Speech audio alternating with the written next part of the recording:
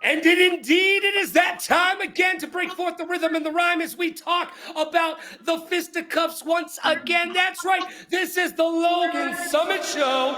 And I am, of course, Logan Summit. That's me right here with a beautiful mustache. Most of my power is derived right here from this stash. Now, this Indeed. show is brought to you by Newer. Go over to newer.com. Whether you're a pro creator, an amateur creator, it doesn't matter.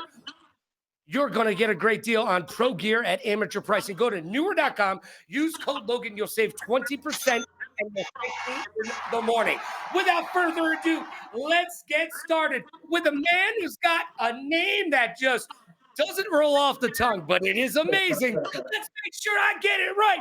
This is my main man, my new best friend, Cleotis Pendarvis. Yes, sir. Yes, sir. How you doing? How you doing? I am amazing, but better yet, how are you today? I'm good. It's another day to it. Living in the world, man. Blessed. Yeah, you out there in LA? I'm actually up north, about an hour and a half away from LA in Lancaster, California. Well, good you got out of the city because the traffic is just a traffic jam. Anytime I'm in LA, I'm reminded on why I don't live there. Man, it's. I mean, you know what's crazy? They making the traffic out here bad also. As far as the 14 No. freeway. For real, they closed down two lanes, two or three lanes, which now only gives us two lanes, so it'd be hectic.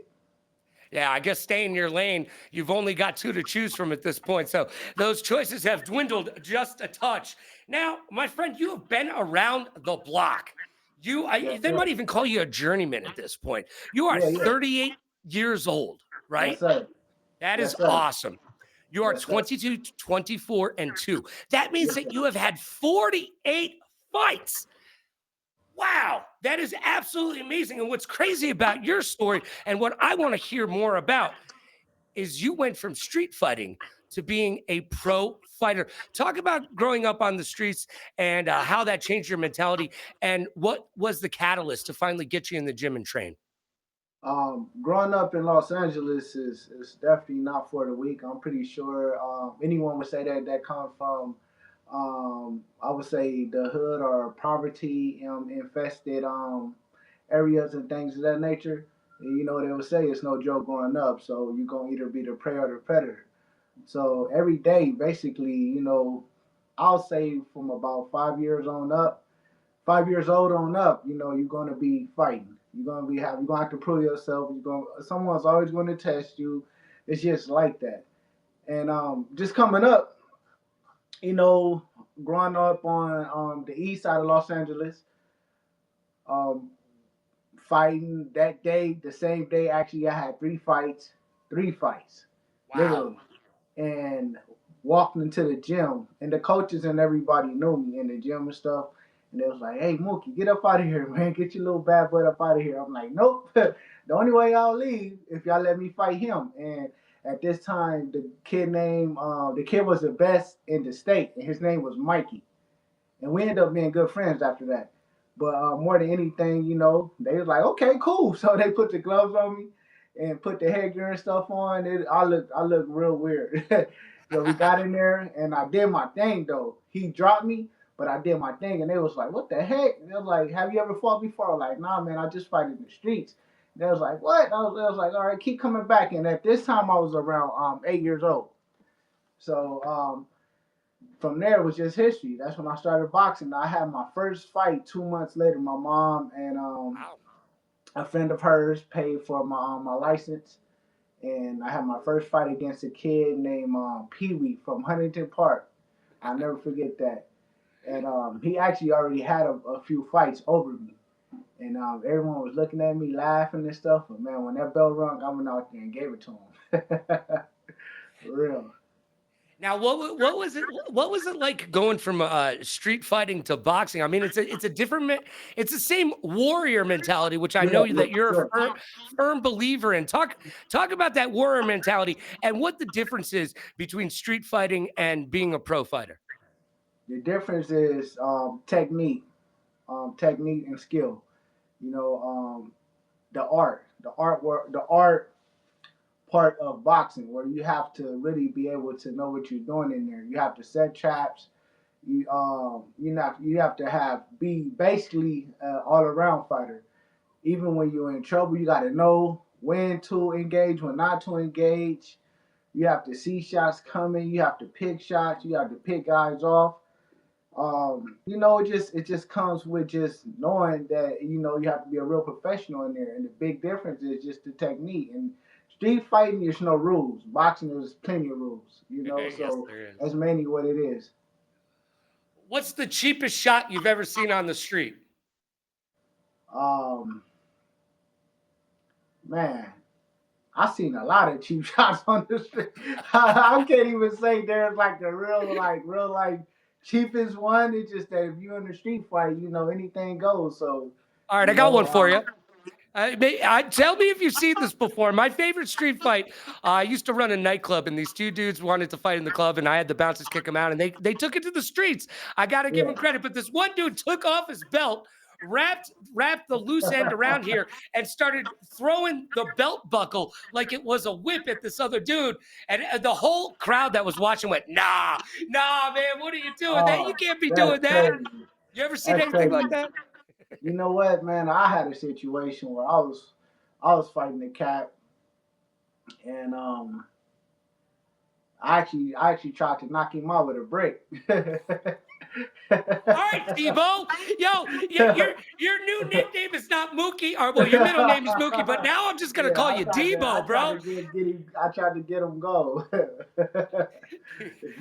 I bet you he ran. Well, he saw you pick up the brick, he took off in the other direction, I'm Actually, assuming. one of my good friends, William, he was like, "No, no, Mookie, no, no, no, no." He grabbed me and stuff. I'm like, "No, man, let me go."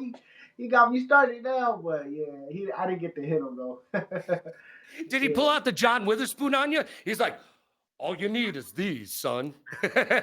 See, my thing is like honestly, growing up in Los Angeles, it ain't, dude. You want people to know, like, just leave me alone. It's not that I'm going around looking for trouble. I want to be a part of trouble.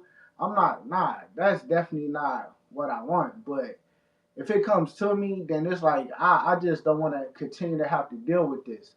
So you kind of like want to send a message in so many ways. It's kind of messed up to say, but it is what it is.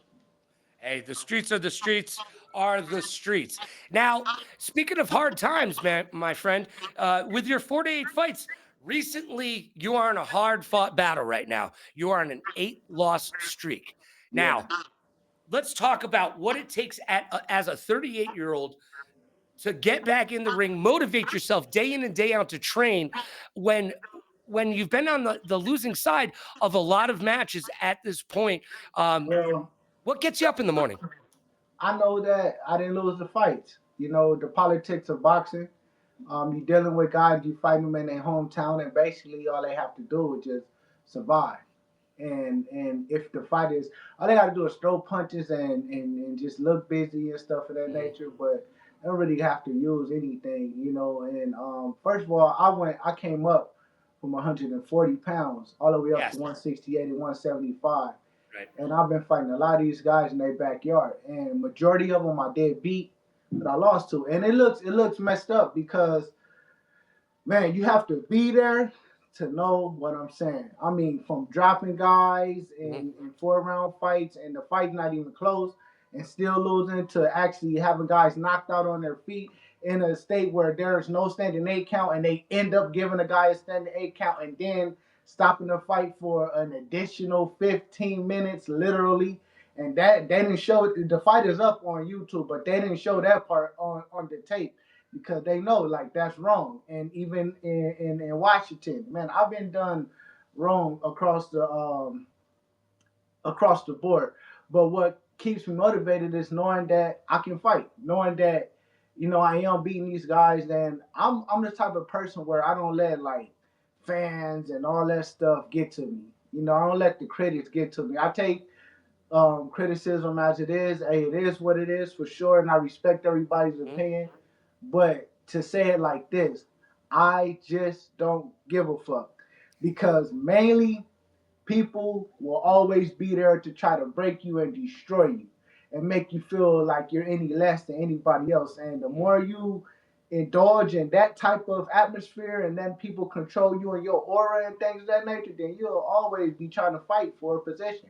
I know my position. I know what I am. I know what I have done. I have plenty of accolades where I have 5 belts. I've been rated in the world.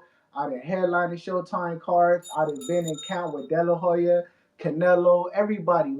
Anybody that, especially back in the day, that was fighting Pacquiao or Abdullah, I was the man that was in camp with them for sure.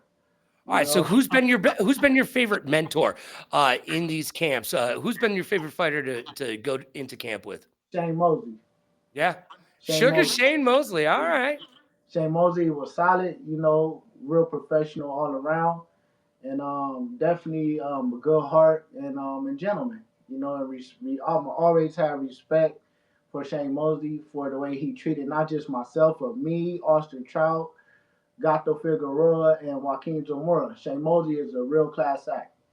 I've met him once. Very, very nice human being. Yeah, yeah, A lot real of class fun. act. Just a nice, fun dude. Like, Yeah, yeah, man. I mean, and you know, and he a man. You know, like people kind of take people kindness and stuff for weakness, but if you get to that side of Shane, you and me, you'll see something.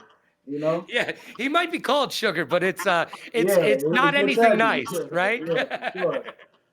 All right, so on June 14th, you're going to be fighting Tyler Albright, Hmm. and it's time to get back to your winning ways, and forget about this, that, and the other. What's some of the things that you've seen in Tyler's game that you're going to be able to exploit on June 14th, so that your hand is going to be raised? He too slow for me, and he just don't have what I have. I'm a very skillful fighter, man, and I mean that in a humble way.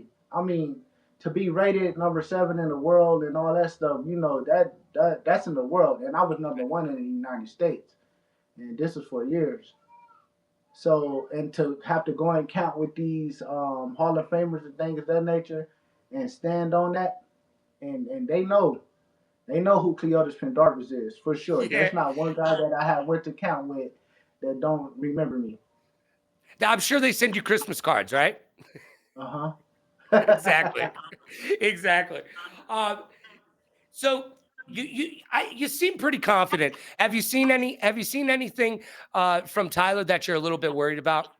I don't worry about no fighter. If I do my Okay. part, we got it's a fight. So it's Yeah. like you get what I mean. I don't mean that in a way of like, oh well, this guy just nah. I just don't worry about the fighter. I worry about what I'm doing and the things I have to do in there because skills pays the bills and it's chess not checkers and That's true. that's just that. Well, it is the sweet science, that is for darn sure. Now, what you're only 5'7", correct? Yes, sir. Now, you have, like you said, you went from 145 all the way up to 175.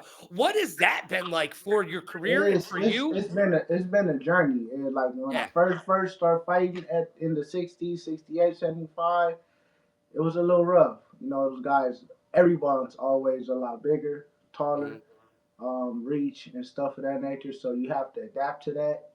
And but I done figured out some things and stuff. So now I'm comfortable here. I done fought some decent names. I done fought like Calvin Henderson and stuff, and he fought David Morrell, and Yeah. I actually thought I beat Calvin Henderson. We fought in if anything a draw. We fought in Arkansas, which is Okay. where he's located and stuff. So you know it's just that it's just been able to adapt, and it's definitely has its it's obstacles where you'll be like, Mhm. you have to, it's because there's levels to it. So you have to really know what you're doing and really adapt and press the it's you always have to press the bigger guys to take away their reach and stuff, and not sit on the outside because some guys will pick you apart. Yeah, now do you go back and watch video of Mike Tyson in his prime and how he was able to get on the inside and Yeah, with much bigger opponents? Is that somebody that yeah. you look to? No, I actually watch a lot of the White Muhammad Kawi. Yeah, I watch Kawi a lot, and yeah, mainly the White Muhammad Kawi and James Tony and Montel Griffin. Now, somebody who came from the streets and into the pro scene, as you were coming up, were you ever enamored with Kimbo Slice while he was doing kind of the same thing down in Florida, making his way to the backyards and then into the octagon? I mean, nah, I mean, I respect Kimbo. I mean, may he rest in power and things of that nature. And definitely, man, I respect his whole get down because he was going into, in Florida, just hey, come on, let's get it. We go Yeah. fight over here. I come on, where you at? And he was knocking cats out, and he turned that into an actual career and made millions. I don't know if he made like millions off of that, but I know he made hundreds of thousands. So at the same time, that still is a blessing, and that's a someone that you can actually look to for some type of way of being able to go into the atmosphere of fighting and make bread, make money I mean, by choosing to do it your way. yeah, if you're gonna get punched in the face, the best thing that you can do is support your family. You For know, I sure. mean, it's just Come on, it's man. I mean, if you're gonna get punched in the face, you might as well put bread on the table. You know, Yeah, I mean it's boxing nowadays though it's watered down. I it is. respect everything as far as like what Jake Paul and all those cats are doing and stuff, but they didn't they didn't took the actual art away and making it like more entertainment and So, stuff. so And So I think I understand you because I kind of felt the same way when it first came out. I respect that the promotion and the eyes that they're bringing to the sport because sport got way too convoluted with belts and weight classes. It's very yeah, hard for the for average sure. fan to keep up with everything. Yeah, for So sure. I you like the eyes and all of that, but the watering down of the actual sport. Exactly. The skill set, the pain, the suffering, the blood, the sweat, the tears, the fighters that really die for this, all those cats, the boxing guys, like the people that really stood for this, that this is what we know, this is what we live for, this is what we die for. In spite of anything that I have ever been through in my life, any woman, kids, etc., boxing is like the God hold to be like, hey, you know what? That's something that I can actually take with me to the grave and be proud of. Like you can, you will say like your family and all this and that, man, but I left a stamp on earth doing this. Mhm. When you go back and look in the history books, who was the USBA champion and fought for the IBF title eliminator and thing WBF champ and things of that nature, you're gonna see my name. And you can look up Cleotis Pendarvis, the good, bad, and ugly about him. Whether I know my record is flipped upside down, but like I said, the fighters mentality, life. Yeah, that warrior's mentality, the fighter's Yeah. mentality. Now, so it sounds like where you're coming from, you don't necessarily see this as a must win. Obviously, you have the mentality that you're going to win, but I feel as though if you lost this, you're not going to retire tomorrow. No, I'm not gonna retire tomorrow. I mean, but I'm not gonna lose neither. Like I don't Ah, ever go into my fights planning to lose. You well, get yeah, me? And right. and any fight, I don't care what it is. If things happen the way they happen, I can't control that. I Mhm. can't control these commissions. I can't control what they do out there in their state for their fighter. I just don't have control of that. But I know that when I sign that contract, I'm gonna show up and I'm gonna lace up and I'm gonna lace up my shoes, lace up my gloves, and I'm gonna go in there and give it me. And that's that.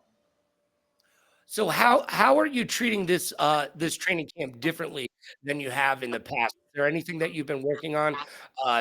Maybe something that you saw in your game besides what Dana White always says, keep it out of the judge's hands. Besides Yeah. that, obviously, what are some of the things that you're working on differently? Just stand, relaxing there. That's the main thing. Because no matter what type of shape or conditioning you get in, if you're not relaxing the ring, you're definitely going to get tired. And you're not going to be able to withstand those punches either because you're too tense. So just relaxing and just going out there having fun and doing me. Just what I do. I fight for a living, and you know, um, I plan to come out with the W. I'm going for the knockout. I've been scheduled to fight a few times this year, Yeah, I saw that. and a lot of things have came up personal and during sparring. I done got injuries and stuff. At Uh, 38, so it's like yeah. But people like a lot of these promoters and matchmakers, man, nowadays in this business, it's like dealing with a jealous female, you know, for real. Because like they say some stuff and try to put salt in your game and all that stuff, and it's just like, dude, you're not living my personal life. You don't know what I'm going through and what I'm dealing with. So for you to speak on something just because of your own personal opinion, that shows you're a bitch to me. Yeah, somebody, I, I do commentating for USA Boxing and a bunch of other promotions, and somebody called me opportunistic the other day, and I said yes because I like the roof over my head and I love to eat dinner every night. You know Come what I'm on, man. saying? Who's not an opportunistic not opportunistic person in this world? When we look at the world, is full of opportunity. Who Yeah, wouldn't take advantage of that? exactly. If somebody puts a plate in front of you, are you going to send it back? No, you eat it because you're You hungry. gonna eat. Everybody's got Yeah. to eat. You just don't want to. You just it's just some people just lose the dignity and things of how they got there. You know, and that's what I see a lot in inside of the ring and outside of the ring, where you see people will sell their souls just to get to the next level. And I don't mean like literally to speak upon that, but it's the real. You know what I mean?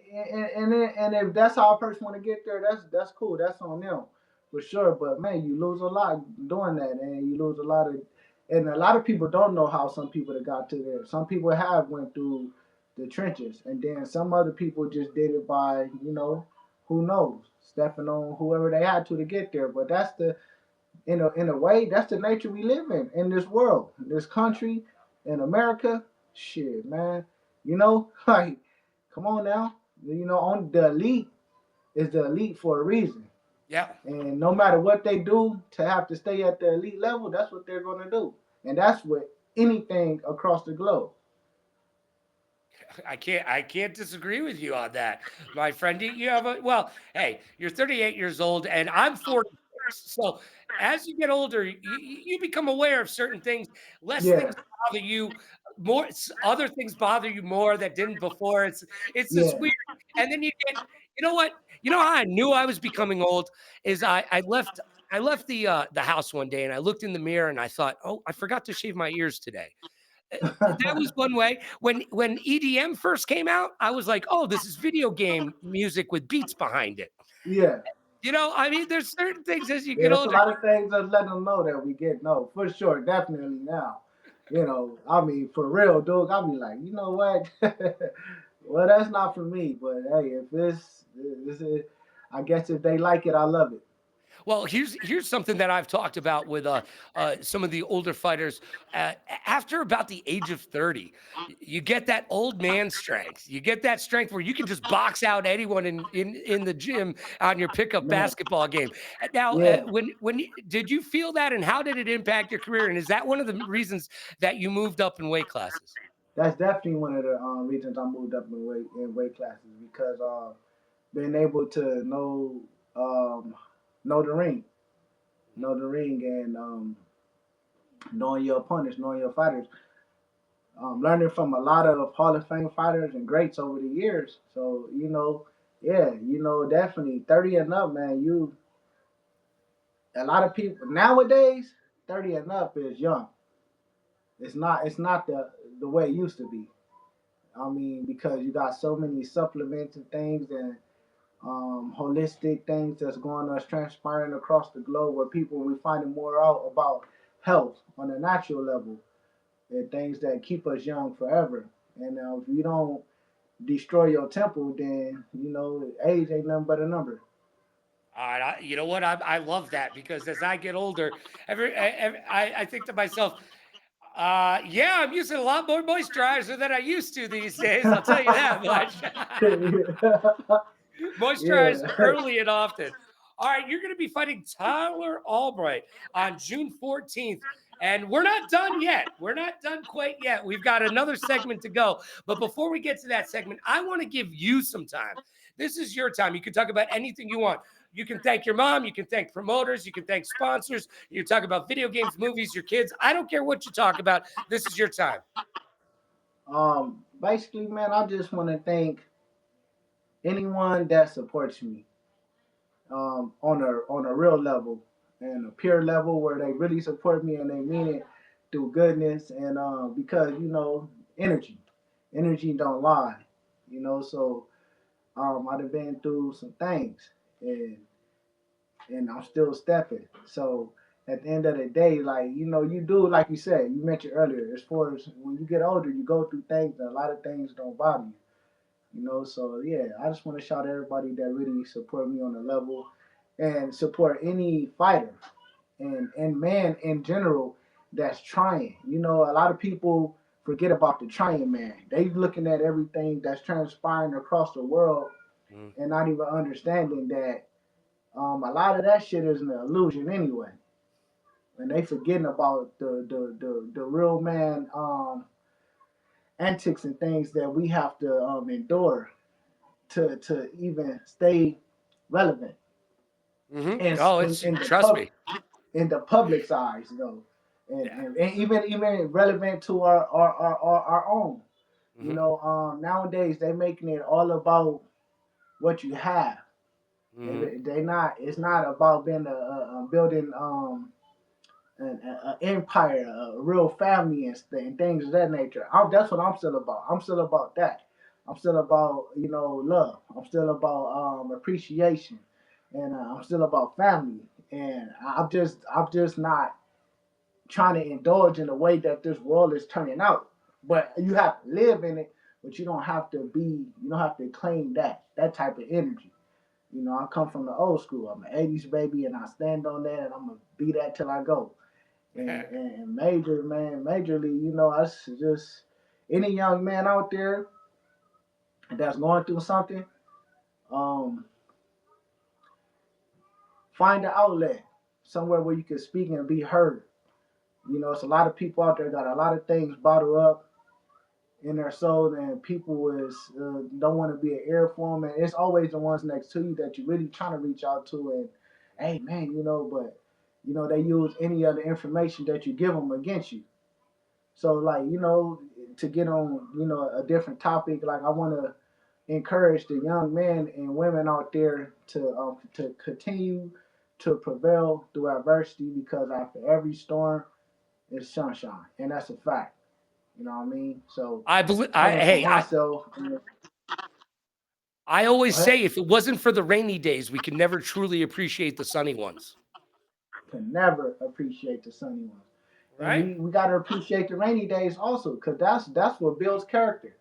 Yeah. It builds character and it builds strength. So you'll never know how strong you are until you actually have to come off that wall fighting. Tell the it is man and shit, man. Living ain't no joke, but I love it. I love the fact that I'm becoming the person that I'm becoming.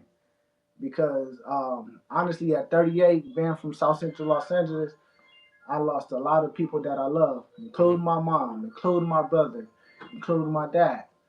And that's to mention the ones I love, like off top. I got cousins, best friends, a lot of people that I've seen go. And my granddad used to tell me, say, you live long enough, you're gonna see a lot of people go. So like, yeah, man, hey, enjoy the air that you breathe. And that's my main thing. Any negative person or negative energy, Mhm. get them the fuck away from you, man. You don't have to have them around you. You don't. There's like a lot of people be keeping people around them that just create more darkness in their life.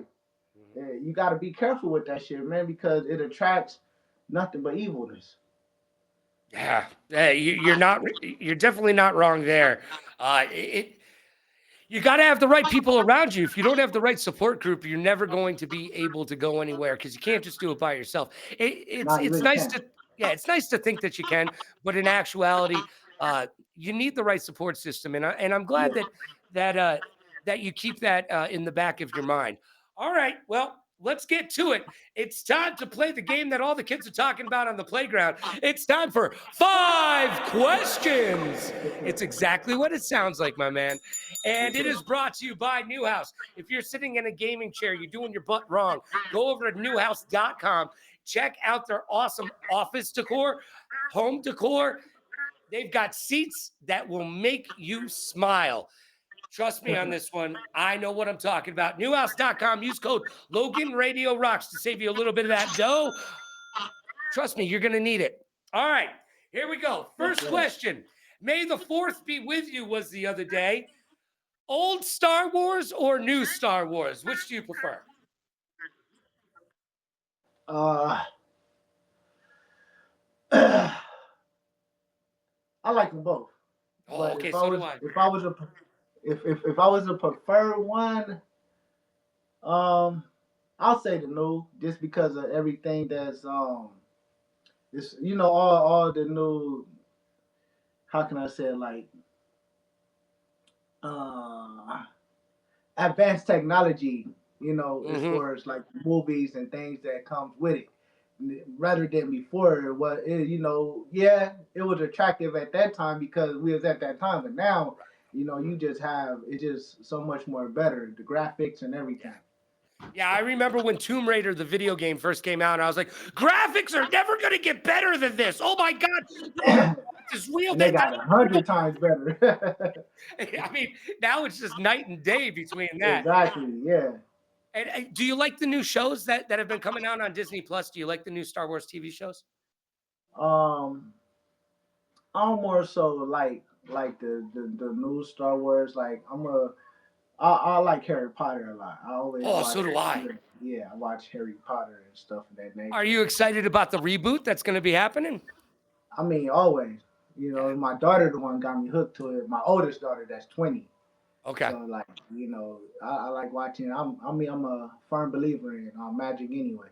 Yeah, well, you know what? There are some things that we can't understand in this world, and we might as well call them magic. One of my favorite. It's kind of magic here. We'll talk about ghosts for a hot second. One of my favorite. Albert Einstein was once asked if he believes in ghosts, and he said, "I don't know if I believe in ghosts or not, but there's a certain amount of energy that, as we know, can neither be created nor destroyed that leaves your body when you pass on." And he says, "Where does it go?" And Hmm. so there's a certain amount of magic in that as well, I believe. Yeah, I mean, There's the it's different dimensions. Some souls actually are stuck down here, even when they don't ever get to really make it. Those are the lost souls. And then you have the ones that be able to go on to the other dimensions. And you got the void. You have different ones, so you just don't know. You know. very spiritual person I sense over there. All right, Yeah. question number 2 of 5 questions. You're originally from LA. Let's talk. LA Raiders or LA Rams? Rams. Oh, just because now, since I live in Vegas, they're my team. Look, we stole Oakland from you. We stole the Raiders. We're gonna take the chess team from LA County next. Yeah, for sure. Hey, take it all then. They gonna keep letting it go. Yeah, I mean, they're making it so easy. Everybody's like, "Oh, just go to Vegas. It's cool." Man, right? Hey, but Vegas, I lived out there for 5 years, so I love Vegas. So do I, man. I Yeah, love living out here. yeah, I It's one of love the best Vegas. decisions I made.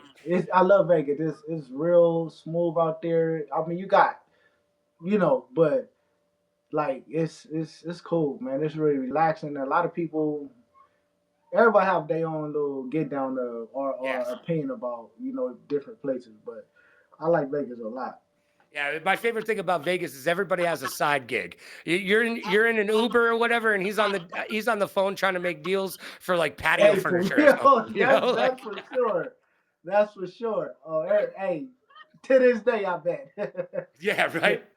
All right, Yeah. question number 3. Here's an inner question. You're gonna have to look into yourself for this one. What is the hardest advice to take? The hardest advice that you've had to take? Um, Love thy enemy. Mm, mm. Yeah, that is difficult to Uh, do. But when you're fighting that's, that's, somebody, they're only that's your hard. enemy while you're in the ring, right? Hmm. Most definitely. Yeah. You don't seem like a guy who gets out of the ring and holds Yeah, grudges. that's not at all. I mean, hey, but when we in the square circle, man, dude, I'm like Satan. Well, you need to be. You're going to For need to real. be. All right. Question number 4. What was the best lesson that you learned from being on the streets? How to deal with death. That's How to solid. deal with death. That if you don't learn how to deal with people that you love leaving you, it could destroy you, and it breaks a lot of people. I see it have broken a lot of people that I have grown up with and stuff. So like, and it got to me when, man, especially like it never gets old. So like when I lost my, like, just yesterday I was talking to my brother Pitcher, just like, man, I just miss you, bro. And my brother been dead since 2009. So like, yeah, it's just how to deal with death for real. That's a really strong answer and good advice for everybody out there. You're right. If you don't know how to, if you can't be able to move on from that, it's going to eat you up inside. It tears you up. What happened was it was earlier this year. I just told myself like, hey, I talk to my brother. I was like, man, I gotta move on. Like I can't continue to let this hinder me. Because just the situation, the way that it happened, and man, so yeah, I have to dig deep down inside. I got 4 kids, 2 daughters, 2 sons. So more so, it's about them, and that's what it is. So Yeah. I have to make a decision to free myself. You got to free your mind, body, soul, and spirit. And it took since '09, since it first happened, to this year to do that. Well, En Vogue knew what they were talking about back in the day. That's some good advice right there. And the last Yeah. question of 5 questions. This is a hard one. A lot of athletes, and I'm not saying you in particular, but you're getting older there, and I'm sure you've thought about it from time to time, and we talked a little bit about it earlier.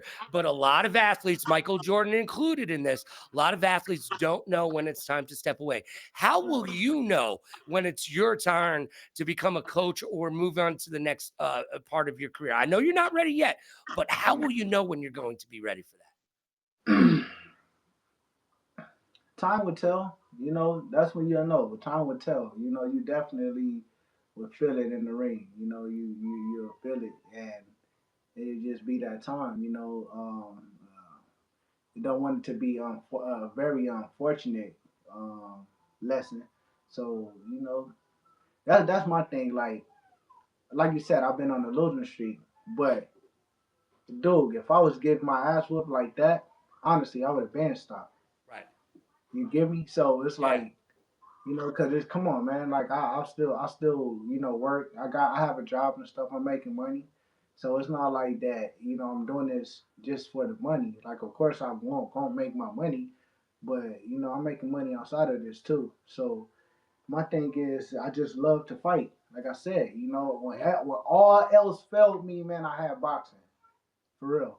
Well, Everybody walked out on me, all that shit, man. Just turned their back on me. The only thing I was able to come back to and turn to was boxing.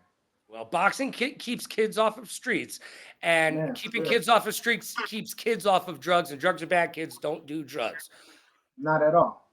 Exactly. You got to keep your body a temple. I heard you say that earlier, and I know you Yeah. believe it. All right. You will be taking on Tyler Albright on June 14th. And Tyler, you better watch out, my friend. You better watch out because you're ready to grab that win. Any predictions on how the fight will end? What round? And will it be a knockout? I'm looking to stop him between the fourth and sixth round. It's only a All right. 6 round fight, but I'm gonna break him the first three Okay. and then look to stop him. Yeah, remind them when you hit them really hard and you see that look on their face, that look of grimace on their face. Remind them that if we were in the schoolyard, you'd be taking his sneakers and his lunch money right now.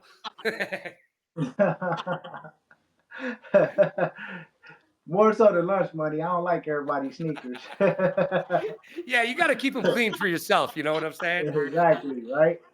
All For right. real. Well, So I'll take the lunch money to buy some more. I like that, man. Well, best of luck to you on June 14th. I don't think you need it. I know that you're going to train hard. Keep your head in there, and you're fighting for more than yourself. You're fighting for your family. Exactly. Shout out to your lovely kids, and Thank you. and thank you for your time today. Look, this is my new best friend and the man who is going to break his losing streak coming up on June 14th. This is Cleotis Mookie Pendarvis.